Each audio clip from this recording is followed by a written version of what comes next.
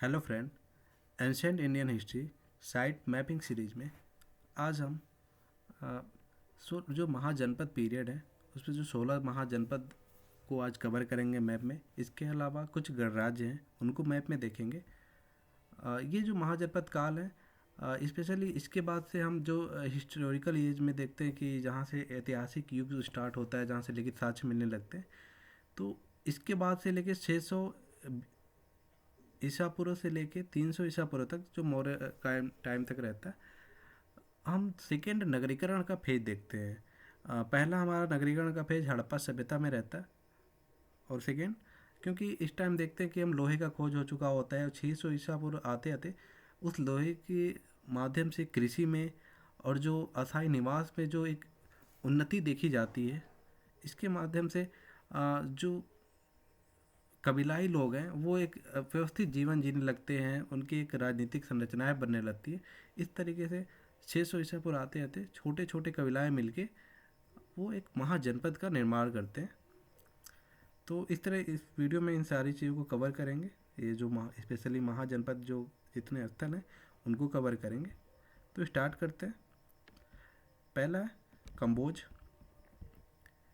ये देखिए यहाँ पे कम्बोज, एक मिनट पहले ये देख लेते हैं। महाजनपद कम्बोज वर्तमान अफगानिस्तान के उत्तर पूर्व में स्थित था। इसकी राजधानी राजपुर, राजौरी या हाटक भी थी। ठीक है, ये एक नंबर पे है कम्बोज, यहाँ पे अफगानिस्तान में। गांधार, यह वर्तमान महाजनपद पाकिस्तान पंजाब के पंजाब प्रांत में स्थित है। इसकी राजधानी तक्षशिला, तक्षशिला जो एक मौर्यन पीरियड में एक महान शिक्षा केंद्र के रूप में उभरता है। 600 ईसा पूर्व पुष्कसती या पुष्कसरीन नामक शासन ने यहाँ पे शासन किया था। तक्षशिला ये पाकिस्तान का जो पेशावर वाला ज़िला है, जो गांधार, ये गांधार का इलाका।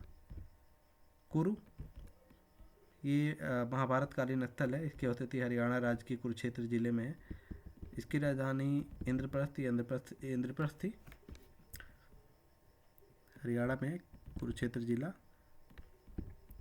सूरसेन, यह महाजनपद उत्तर प्रदेश के मथुरा जिले के पास में स्थित था। इसकी राजधानी मथुरा थी। इस महाजनपद का शासक अवंती पुत्र था जो बौद्ध धर्म का अनुयायी था। ये मथुरा देखेंगे अब उत्तर प्रदेश के पश्चिमी भाग में, दक्षिणी पश्चिमी भाग कह सकते हैं। सूरसेन के बाद मत्स्य, ये भी एक महाभारत कालीन स्थल है। देखिए कुरु, सूरसेन, मत्स्य, ये एक महाभारत कालीन स्थल है। महाभारत से इसे देखते हैं कैसे, तो ये पहले देखते हैं एरिया। राजस्थान के जयपुर में है। इसकी राजधानी विराटनगर है। इसके संस्थापक नामक जो राजा थे विराट थे। 5वें नंबर पे देखिए जयपुर में। तो मत्स्य जो है ये विराटनगर जो था। जब महाभारत काल में हम देखते हैं कि पांडवों को 14 साल का वनवास और 1 साल का अज्ञातवास दिया जाता है, तो अपने लास्ट के जो 1 साल के अज्ञातवास हैं वो पांडव अपने इसी जो विराट नरेश जो थे इनके यहाँ रहे थे 1 सालों तक, छद्मवेश में अपने वेश को बदल के। तो इसलिए ये फेमस जगह है महाभारत कालीन स्थल। और ये एक महाजनपद था। पांचाल, यह महाजनपद वर्तमान उत्तर प्रदेश के मध्य यमुना गंगा दोआब के बरेली और बदायूं क्षेत्र में स्थित है, दोआब में स्थित है। गंगा नदी द्वारा इसे 2 हिस्सों में बांटा जाता है, उत्तरी पंचाल और दक्षिणी पंचाल। उत्तरी पंचाल की राजधानी थी ये अहिछत्रपुर और दक्षिणी की काम्पिल्य। ये पांचाल जो है वर्तमान में जो उत्तर प्रदेश का फारुखाबाद जिला है 6वें नंबर पे, वहाँ पे सिचुएटेड है। चेदी, इस महाजनपद की अवस्थिति वर्तमान जो बुंदेलखंड का क्षेत्र है उसके उत्तरी भाग में उत्तर प्रदेश के जो बांदा जिला में है पड़ती है। इसकी राजधानी जो देखते हैं सोठी वती नगर या सुक्तिमती थी। ये रहा चेदी, बुंदेलखंड में बांदा जिला के पास। वत्स, वत्स महाजनपद की स्थिति वर्तमान उत्तर प्रदेश के प्रयागराज जिले में। इसकी राजधानी कौशाम्बी थी। वत्स जो है इसके राजा उदयन थे। अवंती की राजकुमारी जो वासवदत्ता है उससे शादी हुई थी उदयन की। तो भास की जो एक नाटक है स्वप्न वासवदत्ता, वो इसी पे आधारित है कि अवंती और जो ये यहाँ पे वैवाहिक संबंध होते हैं प्रयागराज में। बाद में इसी अवंती ने फिर वत्स को आगे चल के अपने कब्जे में ले लेते हैं, मिला लेते हैं अपने क्षेत्र में। कौशल, यह वर्तमान उत्तर प्रदेश के बहराइच जो जिला है, गोंडा बहराइच, इन जिलों में स्थित है, अवध के रीजन में।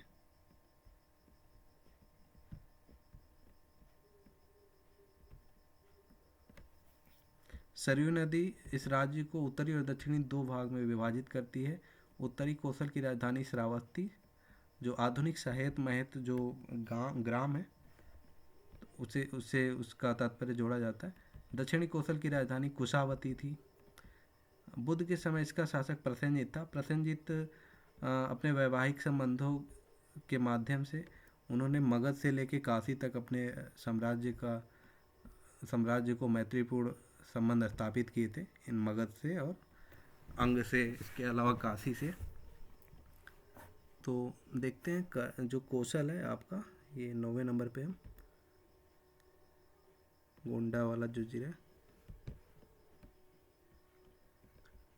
काशी, यह वर्तमान में उत्तर प्रदेश के वाराणसी क्षेत्र में स्थित है। इसकी राजधानी वाराणसी थी। काशी है जो बनारस में काशी एक जो जिसे आज काशी नाला कहते हैं, वो काशी और वरुणा और अस्सी के बीच का जो क्षेत्र है वो पुरानी काशी कहलाती है। 10वें नंबर पे ब्रह्मदत्त नाम के एक राजा हुआ करते थे वैदिक पीरियड में, यहाँ पे एक फेमस।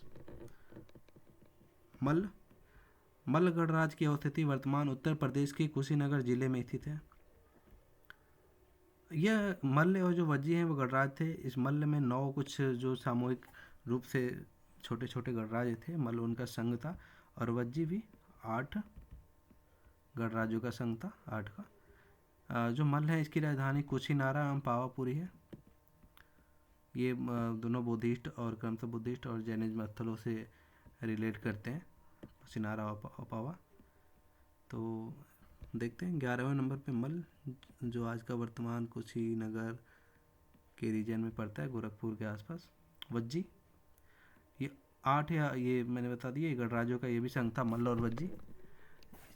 इनकी अवस्थिति बिहार राज्य के वैशाली जिले में स्थित है। राजधानी भी वैशाली, जो वज्जी की है, वैशाली ही हुआ करती थी, बसाड़ बिहार में।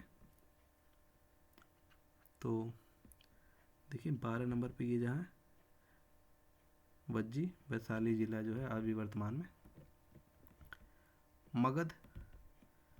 मगध महाजनपद का केंद्र वर्तमान बिहार के पटना एवं गया जिलों का केंद्र कहा जाता है। मगध में जो सबसे पहले डायनेस्टी स्टार्ट होती है, हर्यक डायनेस्टी, बिंबिसार आपका पता है। तो इसकी 2 राजधानी थी, गिरिव्रज ये पुरानी राजधानी थी, बाद में पाटलिपुत्र बनती है। 13 नंबर में मगध एक इन 16 महाजनपदों में कहा जाए तो सबसे शक्तिशाली और एक उत्तराधिकारी महाजनपद के रूप में आगे चल के उभरता है, जो आसपास के सारे महाजनपदों को ये जीत के और अपने आप को एकीकृत करता है। अंग महाजनपद वर्तमान राज्य बिहार के भागलपुर एवं मुंगेर जिले क्षेत्र में स्थित है। इसकी राजधानी चंपा थी।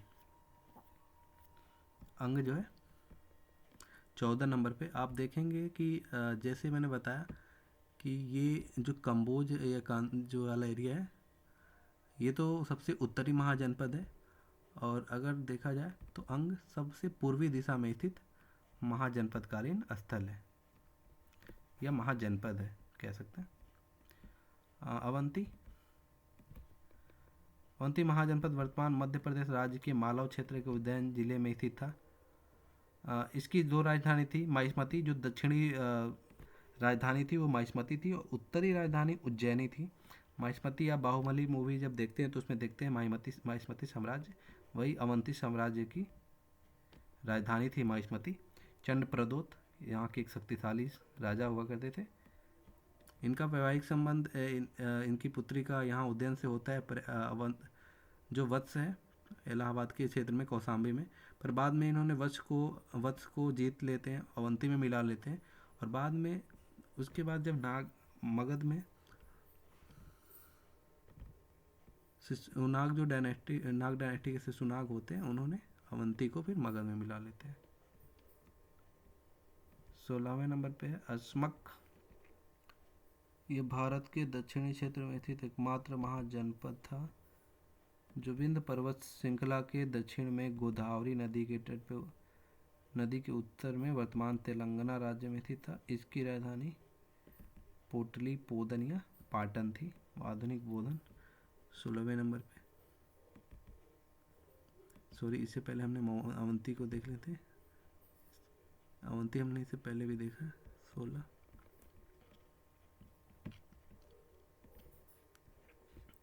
इस प्रकार हमने 16 महाजनपदों को कवर कर लिया, इनकी जिनकी जानकारी हमें अंगुत्तर निकाय और भगवती सूत्र जो जैन साहित्य उससे मिलती है। इसके अलावा बौद्ध ग्रंथ महावस्तु से भी मिलती है। तो नेक्स्ट अब चलते हैं गणराज्यों पे।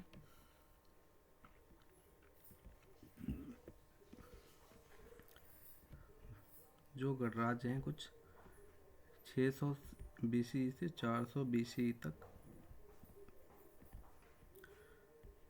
ये इसी बीच क्यों दिखते हैं, इसका एक रीज़न है। क्योंकि हम जो महाजनपद काल देखते हैं कि महान जनपदों का उदय होता है, मगध जैसे बड़े बड़े एम्पायर बनते हैं, तो मौर्यन पीरियड का एक खासियत है जो आप पढ़ते होंगे कि उनकी जो विशेषताएं हैं, एकीकृत साम्राज्य की स्थापना उन्होंने की। तो जितने छोटे राज्य थे या और छोटे महाजनपद थे, उन सभी को जीत के मौर्य साम्राज्य ने एक विशाल साम्राज्य खड़ा किया। इस माध्यम से ये जो छोटे छोटे ये जो गणराज्य थे, ये भी उसमें समाहित हो गए और एक महान मौर्य साम्राज्य का उदय हम देखते हैं इतिहास के पटल पे। तो ये गणराज्य कुछ ज़्यादा नहीं चलते, यहीं जब मौर्यन पीरियड आता है या होता है तो हम ये जितने गणराज्य हैं हम इनको देखते हैं विलुप्त होते हुए। नेक्स्ट तो देखते हैं हिमालय क्षेत्र में जो अवस्थित है गणराज्य। इसमें पहला है पिपलीवन के मौर्य। यहाँ है पिपलीवन के मौर्य। यह नेपाल की तराई क्षेत्र में रुम्नीदेई लुम्बिनी और वर्तमान उत्तर प्रदेश के कुशीनगर जिले में जो क्षेत्र है वो स्थित है पिपलीवन के मौर्य। तो समझ लिए नेपाल के तराई जो कुशीनगर जिला है और ये बिहार का जो वेस्टर्न चंपारण वाला पार्ट है। सेकेंड रामग्राम के कोलिया। इस गणराज्य की अवस्थिति वर्तमान नेपाल के लुम्बिनी प्रांत के परासी जिले में स्थित है। रोहिणी नदी, देखिए रोहिणी नदी हम विवाद देखते हैं कि जो शाक्य और कोली होते हैं, नहीं जो मल्ल होते हैं, इनके बीच हमें रोहिणी नदी का विवाद देखने को मिलता है बार बार। तो रोहिणी नदी गणराज्य के मध्य संबंध स्थित है। रामग्राम कोलिया ये नेपाल में है, ये नेपाल में पड़ता है रामग्राम के कोलिया। मिथिला के विदेह। मिथिला के विदेह जो आप राजा जनक सुनते हैं, माता सीता की जन्मस्थली मधुबनी जिले में और स्थित है यह। इसके अलावा जो मिथिला इसकी राजधानी थी, लेकिन जो वास्तविक जो मिथिला है ना वो जनकपुर नेपाल में पड़ती है। अभी मधुबनी जिले में भी इसका कुछ पार्ट आता है, मिथिला गणराज्य, पर वास्तविक जो उसकी राजधानी मिथिला पहले प्राचीन काल में होती थी वो नेपाल में होती थी। तो यहाँ पे नेपाल के रीजन में आप देख सकते हैं कि कुछ नेपाल में, कुछ बिहार के मधुबनी जिले में मिथिला के जो विदेह गणराज्य था वो पड़ता है। पावा के मल। यह गणराज्य कुल 9 छोटे छोटे जो गणराज्य थे उनका समूह था। इसकी अवस्थिति वर्तमान उत्तर प्रदेश के कुशीनगर जिले में थी। चौथे नंबर पे देखिए कुशीनगर जिला। कुशीनगर के आसपास हमने एक और चीज़ देखी थी, जो ये पिपलीवन के मौर्य हैं, ये भी है, और पावा के मल। इसके अलावा उत्तर पश्चिम क्षेत्र में अवस्थित कुछ गणराज्य हैं। सीवी को ये महावस्तु में गणराज्यों की सूची में दिया गया है। इसमें यहाँ पे गणराज्य दिया है, लेकिन जो मौर्य ग्रंथ महावस्तु है उसको सीवी को 16 महाजनपदों में से एक उसे कहा गया है। सीवी को गांधार के रूप में दिखाया गया, नहीं कंबोज जो पाकिस्तान में है ये रीजन, सॉरी हाँ ये गांधार ही है, ये गांधार ही है। सीवी को गांधार के रूप में दिखाया गया। तो पाकिस्तान के खैबर पख्तूनख्वा में जो प्रांत है काबुल और सिंधु नदी जो है इनके मध्य स्थित है। 5वें नंबर पे सीवी वस्त्र उत्पादन के लिए अपनी सूती वस्त्र उत्पादन के लिए और निर्यात के लिए काफ़ी प्रसिद्ध स्थल है प्राचीन काल में। मलोई या मालव, इस गणराज्य की अवस्थिति वर्तमान में पाकिस्तान के पंजाब प्रांत में झेलम और चिनाब नदियों के संगम पर स्थित है। ये दोनों नदी जो हैं वो सिंधु नदी की सहायक नदी हैं। यहाँ पे है मालव या मलोई, ये गणराज्य। 3 गणराज्य पाकिस्तान में हमें देखने को मिलते हैं, सीवी, मलोई और सुदरक। चौथा है सुदरक, यह पाकिस्तान के पंजाब प्रांत में ये भी है, रावी और व्यास नदियों के मध्य स्थित है। ये दोनों नदी झेलम, चिनाब, रावी, व्यास, ये सब सिंधु की सहायक नदी हैं, सिंधु नदी की। तो ये सुदरक पड़ता है यहाँ पे, देख लीजिए। तो इस प्रकार इसमें हम लोगों ने 16 महाजनपद और कुछ गणराज्यों को कवर किए जो कुछ महत्वपूर्ण हैं। इसके अलावा भी और छोटे छोटे गणराज्य थे जिसे हमने कवर नहीं किया अभी। तो नेक्स्ट क्लास में हम जो बुद्धिस्ट साइट हैं या जो बुद्धिस्ट और जैनिज्म आंदोलन में जो इम्पोर्टेंट स्थल देखते हैं, इसके अलावा आगे की क्लास में मौर्यन साइट को कवर करेंगे। आगे की क्लास काफ़ी इंटरेस्टिंग होने वाली है, तो आप इस सीरीज़ को स्टार्टिंग से ज्वाइन कीजिए और प्लेलिस्ट की सारी वीडियो को देखिए। फिलहाल के लिए थैंक यू।